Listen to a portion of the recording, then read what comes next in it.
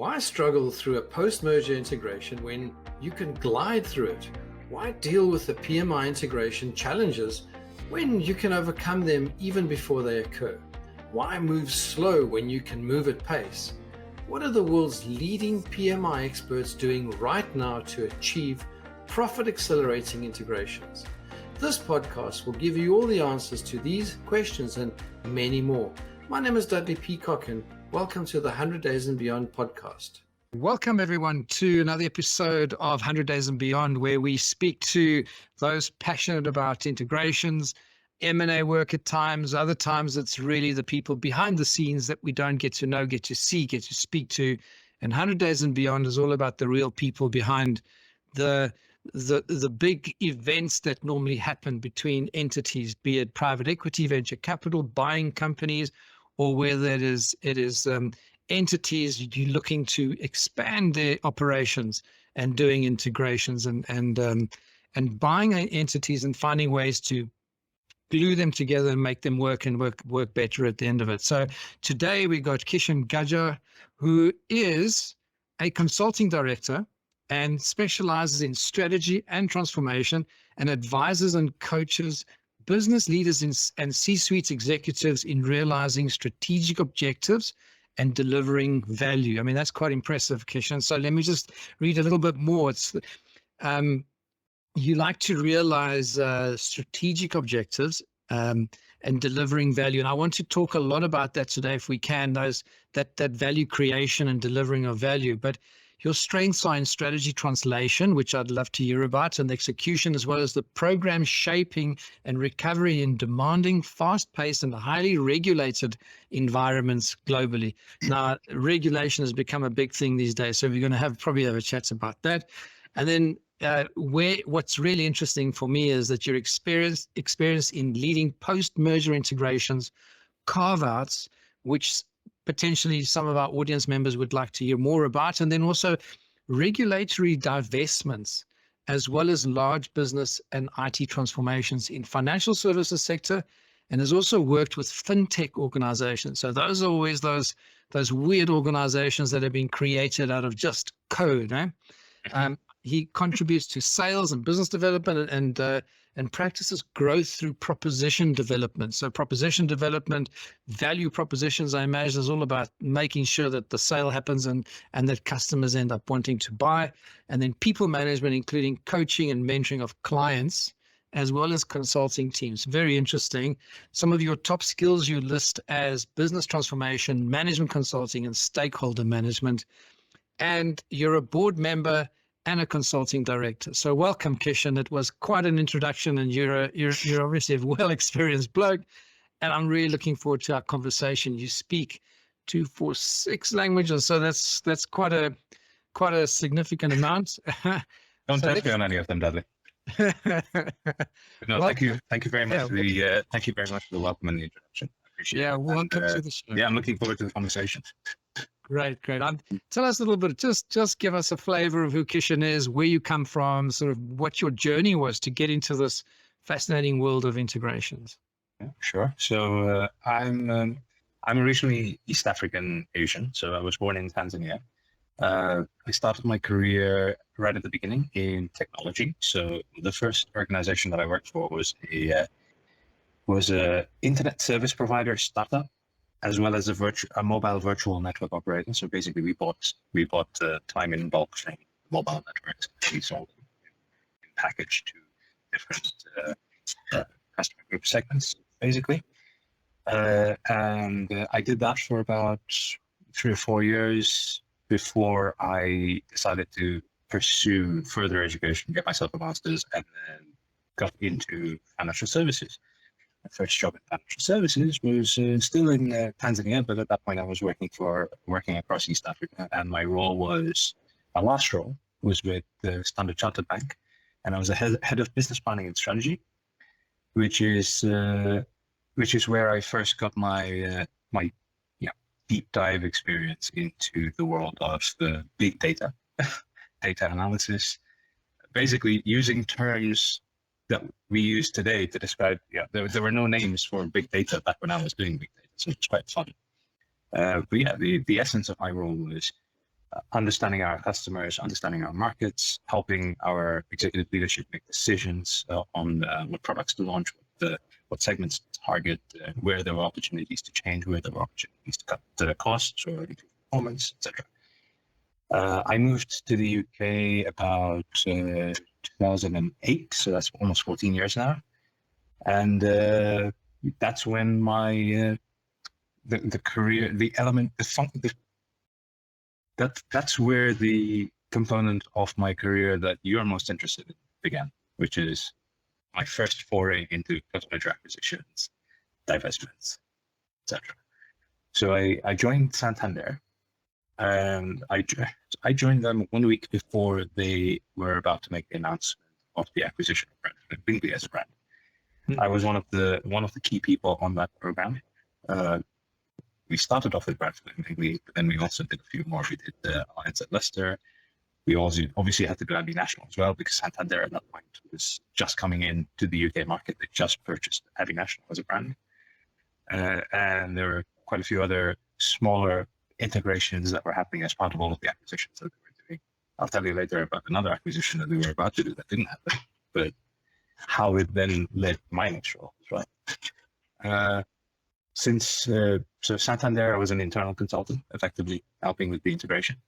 I then moved into an external consultancy called Capco, where I continued to do very similar work, mostly on the separation side rather than the acquisition side.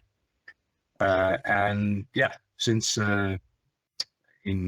Capco was about 4 years, then I moved to Grant Thornton, where I worked with a few smaller clients on similar programs, mostly large-scale transformations, but some were pre-acquisition. And then 4 years ago, I decided to go in-house, pursuing a different opportunity, trying to expand my experience and knowledge in investment banking side, which is an area of financial services that I didn't have much experience with. So I'm basically trying to continuously develop myself, continuously learn about new sectors, new parts of financial services, but always with a focus on trying to work on, cutting edge, large scale, transformative change that's happening around the industry. Hope that wasn't too long-winded.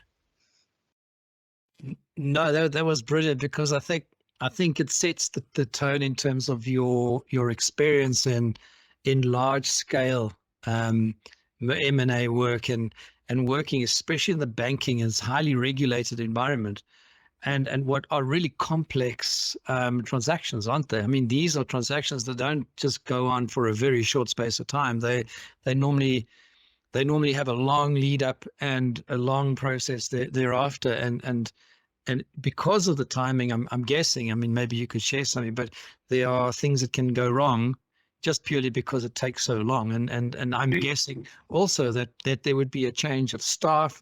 There'll be people, the teams might change because these projects take so long. And all those types of additional sort of pressures that you wouldn't normally expect. There's nothing ever stays the same, but that's a really good start. So Kishen, yes. So if talking about one of the things I generally try to understand and help the audience understand as well is, let's talk a little bit, your foray into this, and sort of what was it that appealed to you to say, aha, this is what I want to do? Is it something you were forced into? Is it something like, was it voluntary? Was it, this looks like a really good way? Or was it just, I just happened to be here at, here at this time? I'll be completely honest. My first foray into this was literally, it fell into my lap. I was in the right place at the right time. I had never even thought about the world of post-merger acquisitions or divestments, separations, regulatory separations, anything like that, as being a field that I might want to focus my career around. But when I had my first experience of running one of them through Santander, I quickly realized that there were not a lot of people out there who came with this knowledge, with this subject matter expertise. And it was an opportunity not just for me to do something really exciting, really groundbreaking, really transformative to, two large organizations, at least, not just one, but also to learn quickly, because that was one of the things that I believe was, beneficial for me. The fact that I'm a quick learner, I can operate in that fast-paced, uncertain environment. And there's nothing more fast-paced and uncertain than the world of an acquisition, where everybody's looking at a clock, trying to make sure that we transform the acquisition into an operational organization, a cohesive and operational organization, as quickly as possible, so that we can start seeing and reaping the benefits of the acquisition. So the synergies, if you will, standard terminology everybody uses. How quickly can we start reaping the rewards of this acquisition that we've made? I suppose, and in contrast, if you think about the separation world, which I like to think of as the opposite of post-acquisition integration, how quickly can we shed this load, or how quickly can we demonstrate to the regulator, as we've talked about a few of them that are regulatory driven, how quickly can we go back to the regulator and say this piece of work that you told us to do has been done? Timing is always a big pressure. Timing is a pressure. If I could just expand on that, I suppose from the outside, I mean, we look at a bank, Santander, Abbey National, whatever it is, Lloyd's TSB, or Lloyd's and TSB now. If we look at a lot of those entities from the outside as a consumer, sometimes you think, oh, their branding, the way they position themselves into the world, it looks like a perfect organization.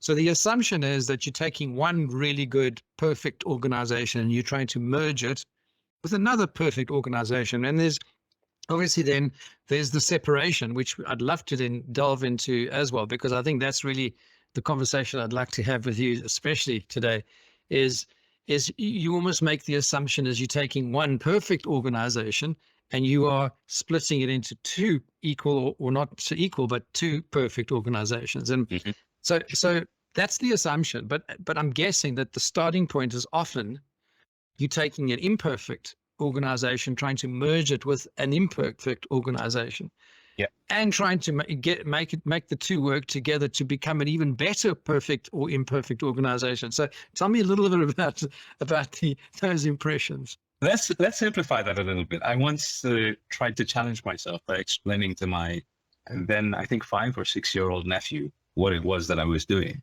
And I talked to him in language that he could understand, hopefully. I used the analogy of jigsaw puzzles. So if you think about it, you're taking 2 jigsaw puzzles. You open one box, you have all the pieces to create your picture. You open a second box, you have all the pieces to create your picture. And under the assumption that you've got one perfect organization on this side, i.e. all the pieces of the puzzle fit together to make a picture, and you have the same thing on the other side. Now, if somebody comes to you and says, we need to use the pieces of both of these boxes and create one picture, it's never clean. And yes, there's a lot of little cuts and reshaping that you're going to have to do. You're going to have to force a few pieces in together to try and make something that looks like an ideal picture. It's never going to be. If something wasn't designed to be one picture from the beginning, you're never going to be able to take 2 pieces and turn them into one picture that actually has a beautiful story. There's always a piece that needs to happen further down the line once 2 organizations have been integrated, where you think about redefining, redesigning the organization to refocus the organization on the objectives of the direction that the stakeholders wanted. The same thing with the divestment. You take one jigsaw puzzle and you try to split it up. You say, all right, you take that half and I take this half. It's never going to be a pretty picture at the end of the day. So what ends up happening is people like me have to then either copy the pieces that have been taken away and see if we can make them good enough on the other side so that it's still a complete picture, or we have to change the picture a little bit and create a new picture. So jigsaw puzzles, I found, was a good analogy to explain it to my 5-year-old nephew. I love that. That's a good way. Yeah, but that's the essence of it. It is 2 organizations that have organically grown from where they were, at the beginning to where they are today, are never going to completely come together as one pretty picture without a lot of effort and a lot of time being spent on them. The focus of most post-merger integrations, and again, separations as well, is usually on the initial period where most of the pain is put in to try and get the 2 working together. But then in the long term, there's always a need. There's always a need to come back and say, all right, we've operationalized this, but now how do we make it efficient? How do we make it, cohesive? How do we make sure that 10 years from now, we're all working towards the same goal? Yeah, and just to make it even more complex, for those that are potentially looking at this as a career, or even for those in the audience that can just resonate with the actual environment, or even those that are looking at doing acquisitions and thinking, okay, how do I plan my integration work? Or even those that are saying, we need to divest, we need to push this part of the organization and sell it and get it out of here. What you also have is in normal business circumstances, you have a shifting landscape, don't you? You've got a customer base that are undergoing changes themselves. You've got a shifting market, you've got shifting regulations, you've got shifting, almost a quicksand in a way under your feet. Then you've got two organizations that themselves are living, breathing organisms, imperfect to a large extent, many of them. Then you got to bring them together while this landscape is shifting. So which then adds a further dimension of uncertainty. Mm-hmm. And then that's where the real skill comes in. And that's where there's almost no one size fits all. So absolutely. So tell me a bit about that. So a lot of organizations will come to you with a playbook or their toolkit that they say we have done X number of post-acquisition integrations. We know how to do it. We've got it down to a formula. We know the process. We know exactly how to run it. We've got teams and hordes of people who have experience to do it. But the truth of the matter is, in every single case, the solution that you have to implement, the solution that you have to put in place has to be bespoke to the needs of that organization. And that's not just true for this kind of project. It's true for any consultancy. You can come in with your playbook. You're going to have to tear it up, and you're going to have to come up with something bespoke to the specific client's needs. Otherwise, what are they paying you the good money for? Yeah. Now, having said that, it's like if there are examples that when I start talking a little bit about the specific pieces of work that I've done, such as at Lloyd's, they'll talk about how the environment outside is changing, but how also the environment within the organization is changing at such a pace that you have to not only deal with that uncertainty, but you have to plan for that uncertainty. You have to build that change, the evolution of the organization, into your plan for the separation of the organization. It was, as a learning point for me, it was quite exciting because that was the first separation that I worked on. And I was learning from the big boys how to do it. Lovely. I love that story. I love that. So just let's shift gears slightly, and then I want to go into a few case studies. But if you had to list a few attributes of a practitioner, of someone who says, hey, I am a post-merger integration practitioner, someone who's decided this is my career, this is who I am, this is what I do, would you be able to list a few attributes out of your experience? What makes a good PMI practitioner? That's a very tough question to answer because the honest to God truth is the list of attributes for a good post-merger integration practitioner is not that far up from the list of attributes for a good management consultant or a good trusted advisor. I could always start with know your subject area, know your expertise, know your areas of expertise, know what's happening in the market, and have a good understanding of what the latest trends and ways of working are. But the truth of the matter is, PMI integration or separation is not something that happens very often. And I'm willing to put money on the fact that there are no two integrations or separations that are identical. They're always going to have unique aspects to them, which basically means no one out there knows all the right answers.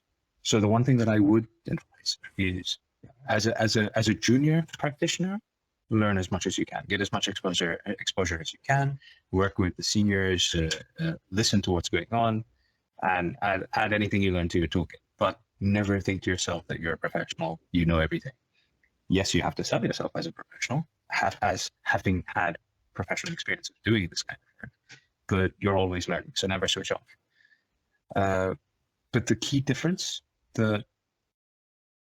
maybe this is more personal advice from me than just general good advice for my practitioner, is don't be afraid to challenge. So you'll get to a point where you've done enough of these kind of projects, where you start to realize that even senior executives in the organization, in the target organization, whether it's the buy side or the sell side, senior executives don't have all the right answers. It is your job as a consultant, as a trusted advisor, to go in there and say, here's a better way to do this. And obviously you have to think about the way you word those, because they're your clients at the end of the day. But may I suggest that we consider option A as well as option B? Yeah, because from my experience, I have learned that this approach can work and potentially work better. So never be afraid to challenge, because there are so many people in some of the projects that I've worked on. I've basically just been there saying, we're just doing what we're told to do. And that's not why you're here. Otherwise, we just get contract stuff, tell them exactly what we want them to do and get them out there doing what we want them to do. This is why we bring consultants in, because they come with the breadth of experience, the breadth of exposure to these kind of projects. They're supposed to be helping us shape, define, improve the vision of how we're going to run this program and what the future organization looks like.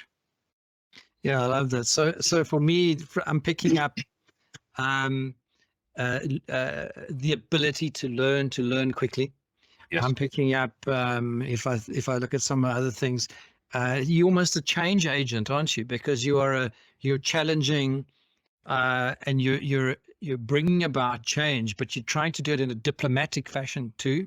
So you're also a bit of a diplomat as well as a challenger. So it is quite interesting that think about it as if you were negotiating a treaty between two countries, which is kind of similar to what you're doing. In two organizations, you have to be a diplomat. You have to be a diplomat, because there's sometimes coming in too hard are going to get people's backs up, I imagine. Which they already are. Which they already are. Which they already are, considering they're looking at potentially, 2 days ago, these could have been rival organizations that are now coming together. Those backs are probably up. People are thinking about whether they're going to lose their jobs, how it's going to affect the clout that they currently have within their current organizational structures. All of these things come into play, and managing those stakeholder expectations and those relationships. Whereas, in the back of your head, you are constantly and painfully aware of the fact that the future organization might no longer feature these particular people. It's a very sensitive organization to be operating. So you definitely have to be that. Because on either side, I mean, people could potentially be losing their jobs, their careers, their livelihoods, their dreams, etc. I also get planning, being a bit visionary in terms of the strategy and almost getting a bit of a crystal ball to almost guess your, not guess, maybe that's, let's just say almost plan, but not rigid planning. It's more of an agile type of approach. It's trying to be, have flexible forecasts, or I don't know what you want to call it, but it seems that seems to be also part of the attributes. Adaptable. Being able to operate in an environment of constant change and uncertainty. So tell me a bit about just before we move on to some of the actual examples, because you're going to have a few favorites that I'd like you to share. So in terms of working hours, what is it like? Is it something that's, like the investment bankers and these guys that do 100, 120, 150 hours a week, hardly any sleep, do these long, big stints? Or what is tell me about a working project. So give me an idea in terms of the requirements on your time and how you maintain that sort of balance, between sleep and living and eating and being with the family and all that. It's a very interesting question, because I don't think there's any one correct answer for that. It's a very subjective. It's very subjective. If I think about the first project that I worked in, the culture of the organization that I was working in was that people would be working from 8 a.m. to 11 p.m. and they would never stop there. Even on Saturdays and Sundays, you'd see emails flying around, people talking to each other, getting on calls. Whereas in other organizations, it's still strictly a 9 to 5. The culture allows it. The culture promotes it. That you don't pick up emails after 5:30, and you don't respond until the next day. And any weekend work has to be discussed in advance, agreed, sanctioned, all that kind of stuff. So there's an element of the culture of the organization that you're working with.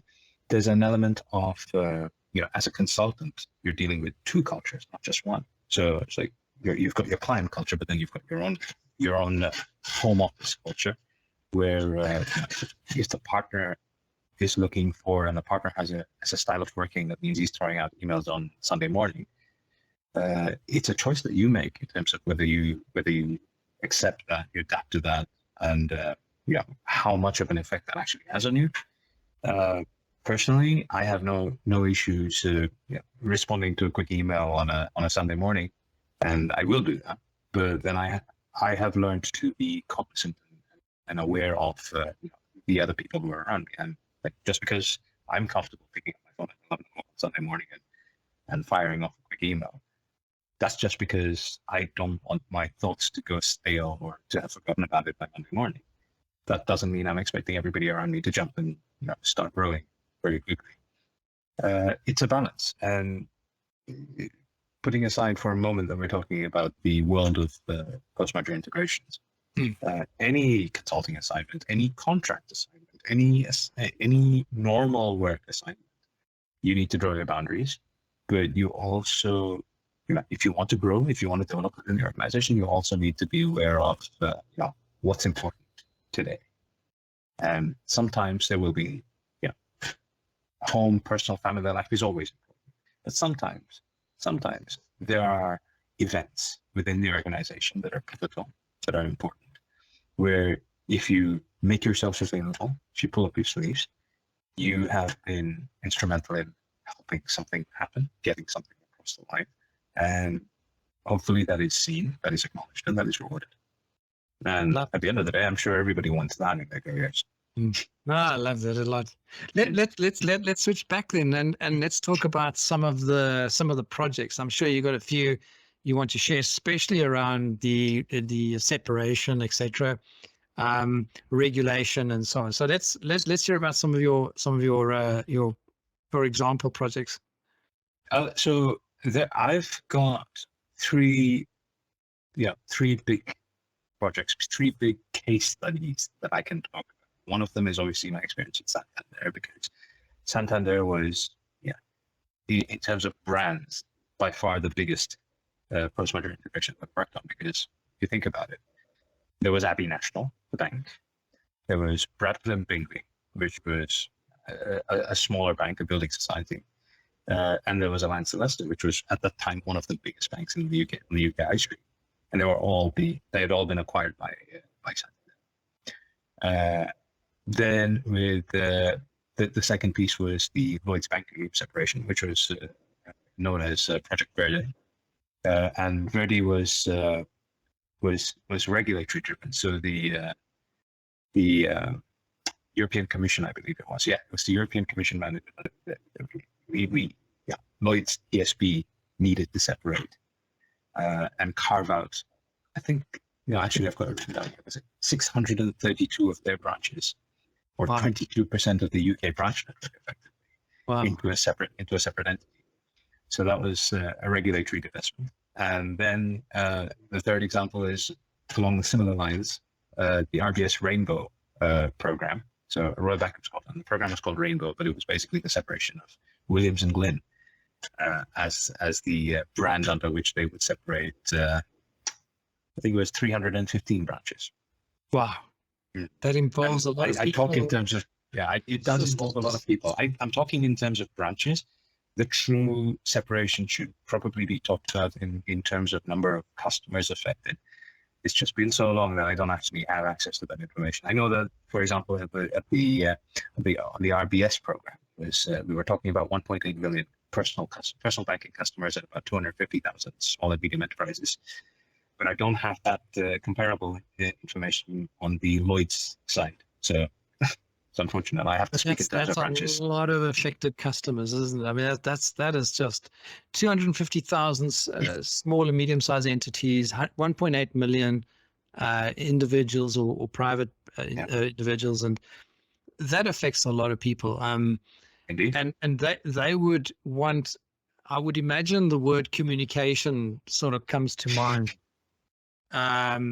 You would have to communicate. It can't be sprung as a surprise. So let's talk a bit about communication in terms of your experience of what does that look like in a separation, even in an integration. So if you think about the traditional timeline for a acquisition or a separation program, integration or a separation program, the shortest one that I've worked on was 9 months, which was the acquisition of Traction Bingley into Santander. And the longest one that I worked on, well, technically it never finished. They went back on the decision to actually separate. But I worked on that piece for 2.5 years. So if you think about the durations of some of these programs, and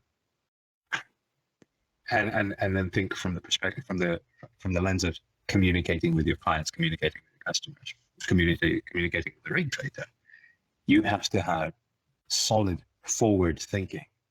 You can't just take the approach of saying, we'll plan for the first 3 months or the first 6 months, and then we'll have some wavy dotted lines here and some fuzzy milestones further down there, and we'll think about the detailed planning of what we need to do next in due course. You have to cast a plan on paper that takes into consideration all of the key activities that you have to do over whatever that period of time may be, whether it's 9 months or 2 years or longer. And you need to prepare. First, you need to prepare a proposal for how you're going to communicate with your full list of stakeholders who you need to communicate with. And in a change like this, that's your clients, your customers out there, your regulators, your suppliers, vendors, third parties you have contracts with, your employees, the employees of the other organization. They all come into play. And then, and this is the best part, you need to actually run that past the regulator to say, this is our proposal for how we're going to communicate with our customers. And you have to give the regulator the opportunity to actually come back to you and say, what are you going to do about this? How are you going to communicate these elements? We don't think that the language that you're proposing to use here is transparent enough. They may come back with that as a challenge. And there's a continuous evolution discussion exercise going on where you're trying to keep the regulator happy first before you say, all right, fine, we can now go out and actually send this communication away. So it can be quite challenging. Communication it's not one of the streams of work that I've worked directly on, but as you know, in program director capacities, obviously I have overall oversight and responsibility for it. But the people who come in and are pulling together communication plans, love those guys. It's not an easy job.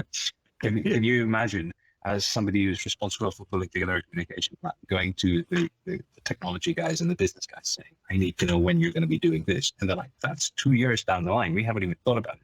Well, you have to, because we need to put the communications plan together. So it's a painful exercise for them. It's not as simple as let me just quickly let my customers know. I'll fire out a mail. I'll send out 2 or 3 paragraphs and just tell them, just by the way, you got this as your branch now, not that, or, we're changing logos. Yes. It's not There are regulatory guidelines around the minimum time that you have to give to a customer notice, basically, of any contractual change to the terms of service. There are guidelines that you have to adhere to. And that's probably the first step of any communications plan that we need to pull together, which is consulting with our legal teams to understand, these are the potential changes that we see coming that are going to impact the client. What are the key communication windows, the lags that we need to be aware of so that we can start planning for them? And then you're essentially creating a barge pole, putting together these different pieces, these different windows of time that you need to be aware of, such as there needs to be a 3-month gap between the communication going out and the change happening. Before that 3-month period starts, there needs to be a 6-week period of review and discussion with the regulator. Before that, there needs to be a period of probably 6 to 8 weeks of internal review for that communication that needs to happen. So you're effectively talking about starting the planning process for one letter that might be going out to the customers in October, starting that process today. Wow. So yeah, and obviously if you're starting something today, you have to have a pretty decent idea of what you're going to be delivering in October. Yes, I mean that's communicating outwardly, but I would imagine, and I want to come back to the leadership element of integrations and separations and so on, because it's a type of project management, isn't it? It's a leadership role where you have on the one side it's a bit like herding cats to a certain extent, and then it's because you've got so many players that you've got no real control over. And you've got other players that might be on your team in terms of an integration management office, if you're lucky enough to have one. Mm-hmm. And you have internal team that you try to then, you probably have a little more control over what they do and don't do. You got less control over those that have their own sort of managers and even customers don't have managers. And if you look at other suppliers or other stakeholders, even the regulator, you almost working for the regulator to a certain extent because you're under a scrutiny, and I bet there are certain fines and other kinds of implications that if you get it wrong, it doesn't look good on the project, and it could actually even hamper or destroy the project that you're busy with. So tell me a little bit about getting the leadership principles right. What does that look like in your world? That's a really tough question. Getting the leadership principles right. So as a management consultant, I usually end up being brought in, or at least so far in my experience, having worked on these kind of programs, it's usually a senior partner who comes in and says, we have an assignment, we have a piece of work, we need to pull together a proposal for how we're going to do it. We're going to join the client to present that proposal, how we're going to help them solve this problem. I haven't sold any integration or separation pieces of work myself, although I have done follow-on sales and proposal development and stuff like that. So that's in terms of, to your question, the leadership principles. We can only influence, as external consultants, we've only been able to influence how that should operate within an organization, but we've never been able to actually define what those principles should be. A lot of it is driven by the culture of the organization itself. Culture is driven down from the leadership. We all know that. And in financial services, as in many other big sectors, big industries, you have some very interesting egos within leadership circles. So, without naming names, a couple of the organizations that I've worked in, a lot of the change decisions, a lot of the change direction comes out of the IT organization, and I found that while it's structurally sound and everything is planned to minute detail, a lot of times the people elements are glossed over and not really considered properly, and that results in change not being embedded, not being adopted well. And on the flip side, when they're business driven, a lot of times decisions are made to accelerate things, make them happen a lot quicker, whereby they haven't been fully tested, and then you've got months and months of fallout being managed through what do you call it again? There's a defect management. There you go. So it's that's what they call it, defect. But defect can be anything. It could be one system doesn't work properly, or it could be we've got a problem in terms of the numbers of transactions going through somewhere. Everything's a defect. It's a very tough question for me to answer, because my job is basically to adapt to the leadership environment within a particular organization. When I've gone in with the goal of helping them to deliver X, Y, or Z objectives, I don't help them set the principles, but where the principles are are not in harmony with the objectives, our role is to then go in and influence and say, we think it would be beneficial to change this approach and think about these additional things that I don't think we're thinking about right now. So I mean, that was a real curveball question, and you handled it incredibly well. And I was wondering how you're going to. I'm treating this like an interview. Yeah, and it is actually very, very well handled, because what I get, and again, tell me if I'm in the right sort of in line with what you're saying, is I get sort of a consensus view. I get the personalities. It could be clashes, could be stronger, weaker personalities. It could be styles, cultures, etc. But I get that you're also in terms of leadership, you're also leading in terms of being a change agent. So you're an agent of change. So you might not be in let's call it being authoritarian, as in, it will be done like this. You are a catalyst. I think maybe that's a different way to say it. The principle is being able to be able to nudge the pieces in the right direction. And there's this concept of consensus. And I think the problem with consensus is it slows things down. You actually can't move ahead because you have to get everybody to be part of a decision. Yeah. And so sometimes it's just like, I wish I could just press the button. Just to get everybody to say yes is just such a big job. But I think there's a difference for me between consensus in terms of contribution of information and providing information into a place where a decision can be made, or a decision made by consensus. Let me say something a little bit contentious. Yes, go for it. I have never been one to believe in the benefit of decisions by consensus, or rather to wait for consensus in an environment where I know that it's going to slow things down a lot. In my book, the mark of a good consultant is someone who always has their eye on the end goal, the exam question, as I've always called it, I've learned,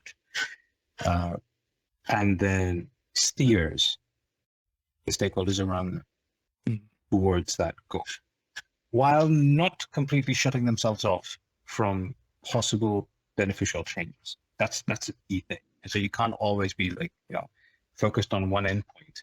6 months from now, that endpoint could have changed. So you need to be aware of what's changing in the environment, and you need to adapt to that. But the way I've always approached it, especially when I've come across a scenario or a situation where I see that everyone is looking for consensus and that delays things a lot, is I think very carefully about what outcome I want or I need to achieve the goals that I've set myself or the client has set for me. And then think about the way I present the options to the client. So if I came to you, Dudley, and I said, what would you like to do this weekend? You may be the kind of person who knows exactly what you would like to do this weekend. Or you might be the kind of person who has analysis paralysis, thinking, I don't know, I need to think about this, give me time. I'm going to look at all of the possible options, I'm going to boil the ocean.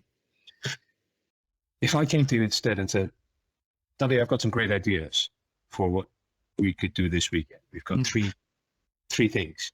Here's option 1, 2, and 3. That immediately makes you focus on 3 possible outcomes instead of potentially 15 or 100. And then there's a third one which says, Dudley, I've considered 3 options, which I thought were really good ones for these reasons. I'm actually going to recommend one to you for these reasons. What do you think? And I've almost helped you make your decision.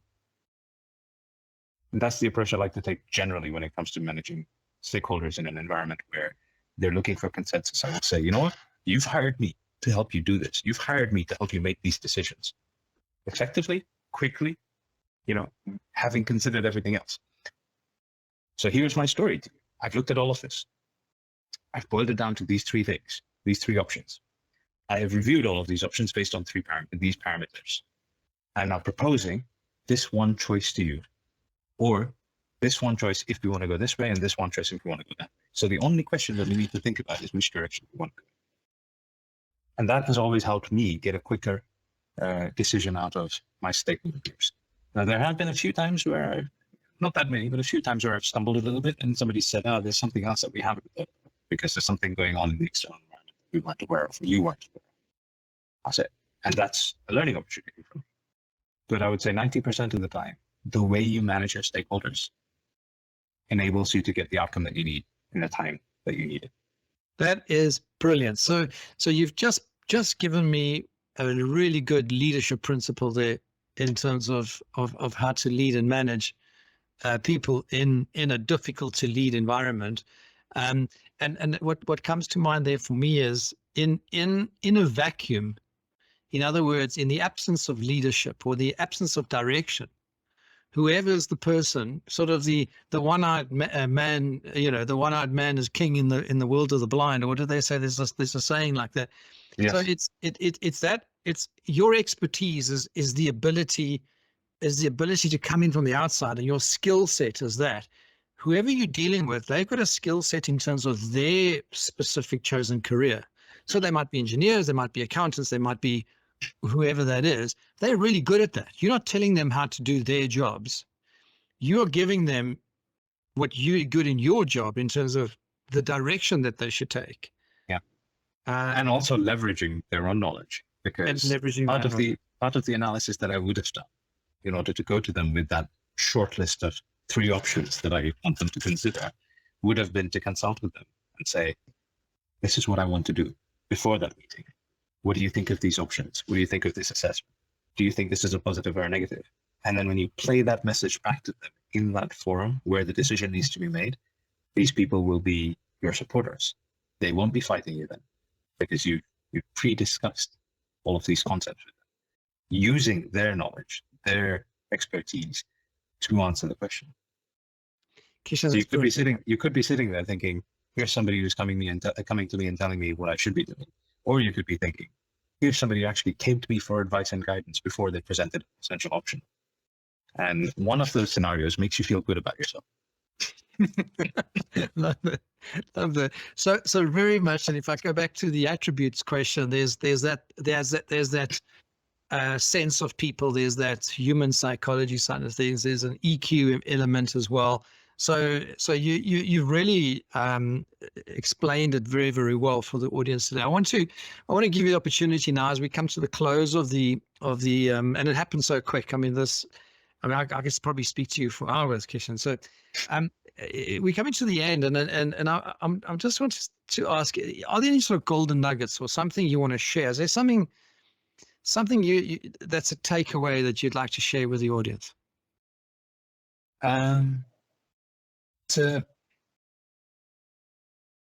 In the years that I've done integrations and separation programs, I've come across so many different playbooks or pitch decks and operating models or documents that basically say this is how these things need to be done. And every time I've seen one, it's always been different. I've learned quite a lot of tricks, ideas, concepts that can be applied in many different areas. Really good. Like, for example, when I was working on the Lloyd's separation, one of the principles of the separation was from a technology perspective that we would configure, partition, club. And the thinking was that when we're dealing with legacy systems and we're basically trying to create a new bank that is splitting the legacy system of one bank to serve 2, you would, where possible, you would configure the system so that it could serve 2 brands, initially at least. If you couldn't configure the system, then you would create a partition and you'd basically say, here's partition A for one bank, partition B for the other. And where that wasn't possible, only then would you go and clone the system and build a completely new one that did that. And it was the first time that I'd seen that kind of thinking, because my background isn't from a technology perspective. I have a business background. But when I saw that, I thought to myself, you know what, that the logical approach that was taken to coming up with this principle for how we're going to run the entire separation of a bank is fantastic. And the same way when I was working on the Santander, so that was an integration as opposed to a separation. The principle, the guiding principle that had been set by the leadership of the organization was there will not be a single negative customer journey to any of the customers of our acquisition. What does that mean? If there's something that a customer can do today in their current bank, we will not take that feature away. We will, unless we are giving them something better. So when we're thinking about Santander acquisition, so Bradford and Bingley was the first time that Santander had ever seen a savings passbook, which is a feature of UK personal banking. I'd never seen a savings passbook, and I was coming from Africa. But essentially, we had a whole host of customers who came in with a passbook from, I guess it's been around since the 60s. People would go into the bank, somebody would write their latest balance, stamp it, and give that passbook back to the customer. And when the Spaniards came in, they were like, I can't believe people still do this. Like, well, yes, but principle was we're not going to take anything away from the customer. So we, as the integration team, actually plan to deliver that capability, not just in the Bradford and Bingley branches that already had it, but in all of the other branches of Santander in the UK, so that customers could use any of our branches.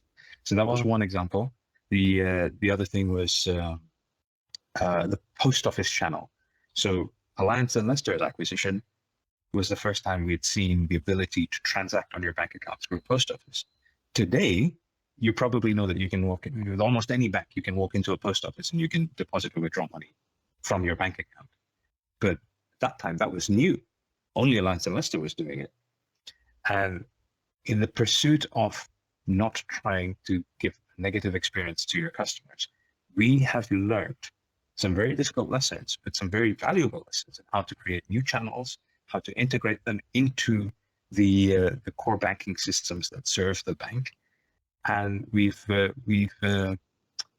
what's the word?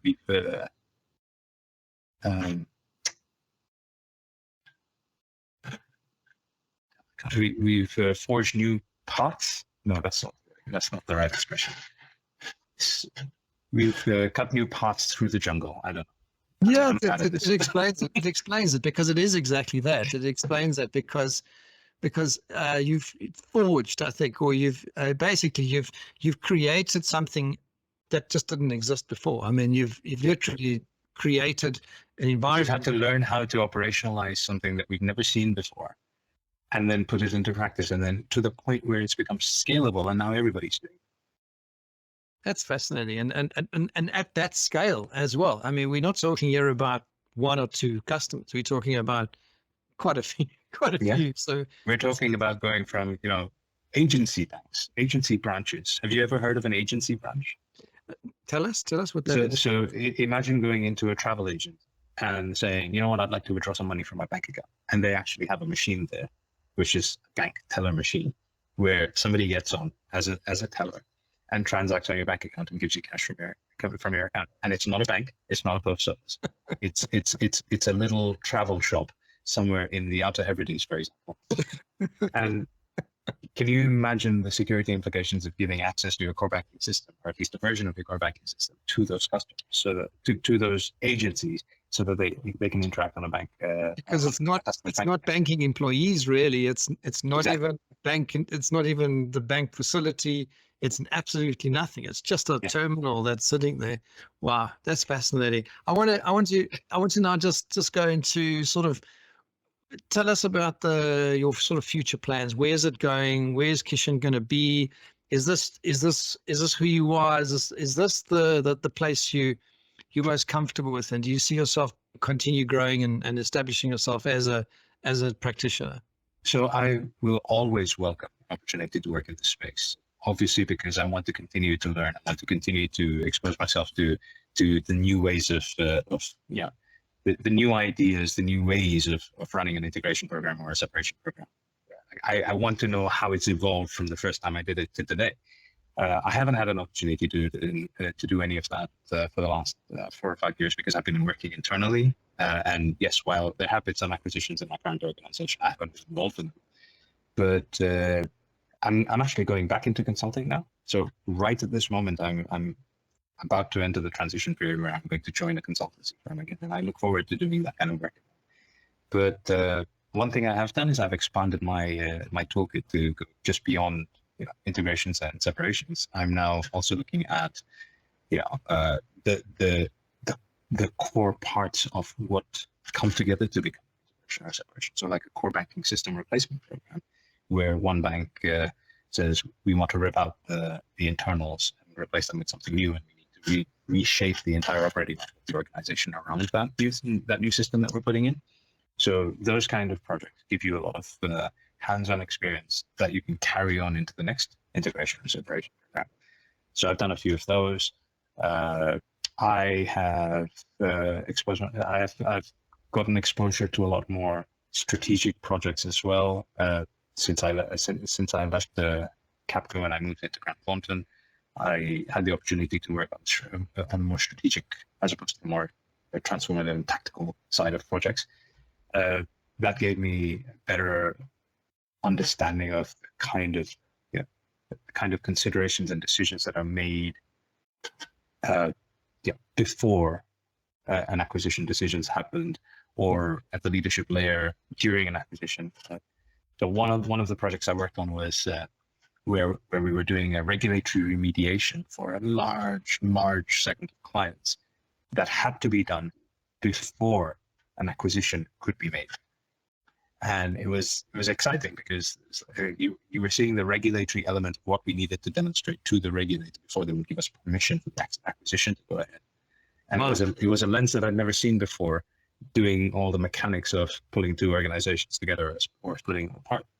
It's like, what are the areas the regulator wants to see? Wow, that's almost breaking new ground before the machines come in. You're actually doing all the old days with the prospecting. People would go and see if there's any gold or diamonds or whatever in the ground. You would go into this rough territory almost and try and pull the pieces. That's absolutely fascinating. That's brilliant. There are specialist teams that come in to do due diligence before an acquisition or before an acquisition decision, but those are mostly focused around financials and metrics and KPIs and things like that. But this kind of work there are specialist practitioners who do that, whereas I think there aren't that many people out there who have the kind of knowledge of the day-to-day interactions with your stakeholder, your various stakeholder groups out there. So I think it's valuable that I continue to get exposure to that, continue to learn that, and then I can bring that to the table the next time. Lovely, love that. Kishan, I want to maybe just ask you if anybody wants to get hold of you, what's the best way? If they need to contact you, if they want to reach out and speak to you, what's the best way to get hold of you? LinkedIn is the best way. It'll my latest position, my latest role will always be on LinkedIn as well. So that's the best way to get hold of me. Great. And we wish you all the best for your journey into the future. Please come back onto our show. Tell us where you're at once you've joined the new entity and you've experienced a few more great case studies and so on. Thank you very much for sharing today. We really do appreciate it, and the audience, I'm sure, appreciates as well. Looking forward to seeing you again, and all the best for you, your family, and everyone else that you deal with. So thank you very much. Thank you. And I look forward to it. Great, excellent. So thank you, everyone. That's the end of today's episode. We're looking forward for you to join us on the next episode. We'll be announcing it very soon. Thank you very much again for today, for joining us, and may you have a great post-merger integration if you're busy with one, and if you're looking to do any post-merger integration work, remember, we always a resource available for those just wanting to get a glimpse into the world, the fascinating world of this integration, whether it's systems, processes, peoples and things, banks, all the way down to other kinds of firms. But this world is a fascinating and always intriguing, and we have great individuals that are real learners. And Kishan has shown us the attributes, again, of what makes a really good practitioner in this world. Kishan, thanks again, and we'll see you on the next episode. Bye, everyone. Hi everybody, this is Dudley again, and if you need help with a future or existing post-merger integration, I want to invite you to arrange a free, no obligation meeting with us. During the meeting, we'll find out exactly what you need, what your challenges are, and we'll explain how our unique PMI slipstream method can help you. Simply call us or visit mergerintegration.co.uk. That's mergerintegration.co.uk, or come to our website, skillfulpursuit.com.